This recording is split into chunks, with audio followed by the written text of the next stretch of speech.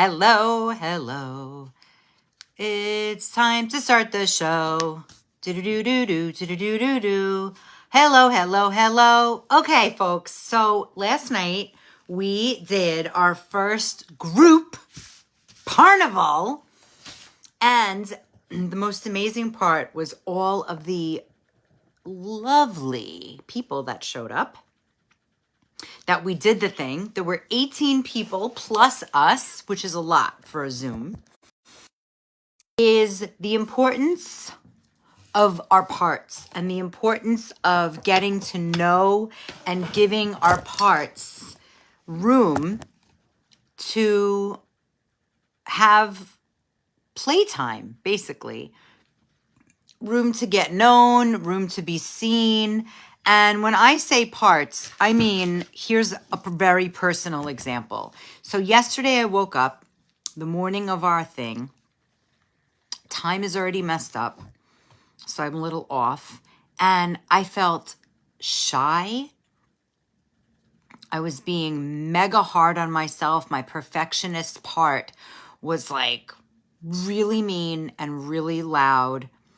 And I just wanted to hide. I mean, if this was a day that I just wanted to be left alone, I didn't want to do any fucking thing, let alone co-facilitate with my love, Lisa, who just popped on, and Bruce. Like, there were 3 other people. So I had a lot coming up. And of course, when we got to it, I loved it. And Lisa is a really powerful user of PARN. Oh my God, Lisa, do you want to come live? I know you're... So then we continued and the night was great and it was better than I could have imagined. And of course we're human and, you know, it's always okay to tweak things. But what I'm going to share right now is about our parts. And some of this comes from improv acting, which will always be an element of how we do our PARN nights. And the Parnival is so aligned because when you think about a carnival, everyone's allowed. There's freak shows, there's comedians, there's business, there's games, and there's shenanigans. And that's the thing about a carnival is everyone goes there to have fun. And if you know me and you've been in this group quite a while, you know that communication is so fun and it's not always comfortable and it's a turn on. Because discomfort brings in physical feelings in the body, which we don't customarily feel. And so when you feel them in connection with another person, I don't know about you, but my instinct is to run away and hide. But what PARN brings forth is ways to stay in connection when things feel uncomfortable. And that is my favorite thing. And it's only my favorite thing now because I have tools around it. And even then, it doesn't feel favorite until afterwards. So it's that trust that I'm going to use the tools and I'm going to use the games in ways that make me feel able. Because I think what I fear the most in uncomfortable situations is my mouth will move faster than my brain. And my mouth will move faster from my heart than my heart. And my mouth will move from parts that are nasty, angry, mean. And I don't want to do that to people. But I also don't want to avoid them. So with PARN, it's a really cohesive way to address these things. And you'll recognize a lot of the things that we already have used in a lot of my other work. Like Right Now I Feel is present. Being With You I Notice, which I got from circling. But here's the cool thing. The other 3 administrators and co-partners bring wild amounts of expertise in what they do. So that's very new for me, is to share the stage. And I'm learning to be like, oh, it's not my turn right now. I can lean back and not have to run the show in certain ways. So we split up the letters, PARN, with the 4 of us. And of course it was so divine. Like me, I'm the P, I'm the play. And that is, whether it was my coping mechanism in the past, who cares? It fucking works. A is Bruce, and Bruce is really good at giving attention. He's been running Mark groups. He helped Mama Gina create the Womanly School of Arts. So he's really good in terms of business and supporting the goddess. Lisa is about revealing, and she is fucking killer. Even if I'm just talking to you right now, like she like my favorite leaders, when they reveal things, it's like they take their time, they choose something and then swallow it. So there's never like an impulse reveal. It's always like, and then she divulges it in a way where you're like, how did you do that? At least for me. And then Steve, my beloved, is the noticing. And it's noticing is hyper mindful and really aware, and also pretty slow and meditative.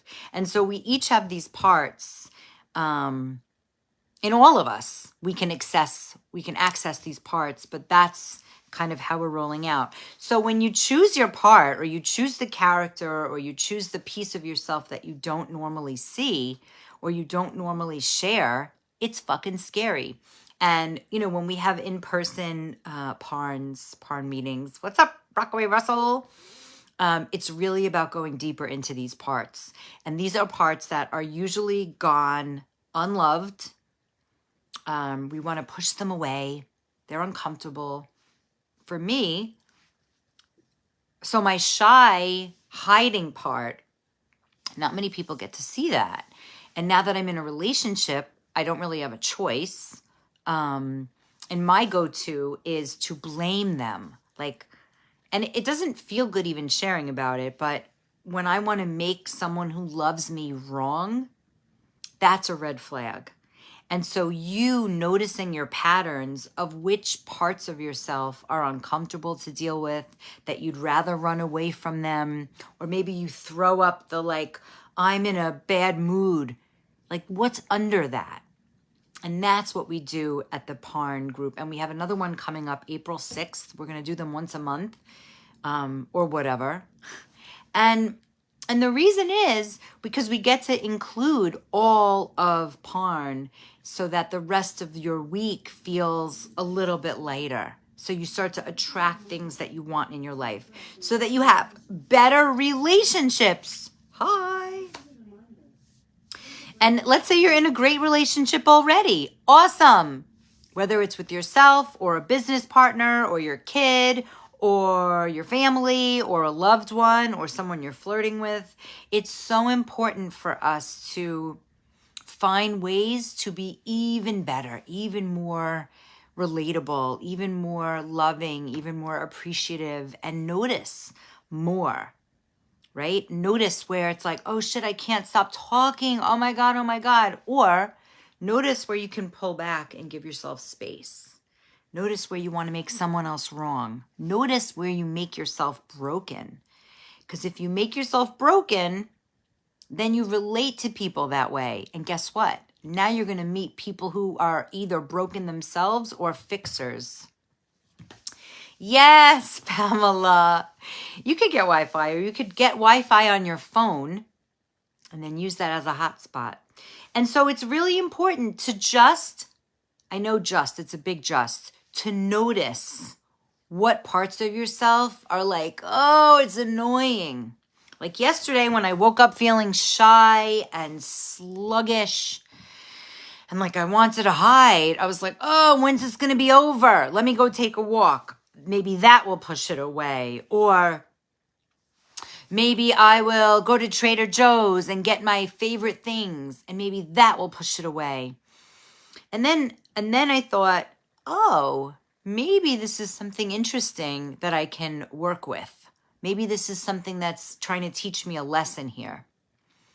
And then the wise Lisa, who's the massive revealer, helped me enough by asking certain questions to get me to reveal that led me to be regulated enough to do my part in the workshop last night, and then to think about what I could do afterwards.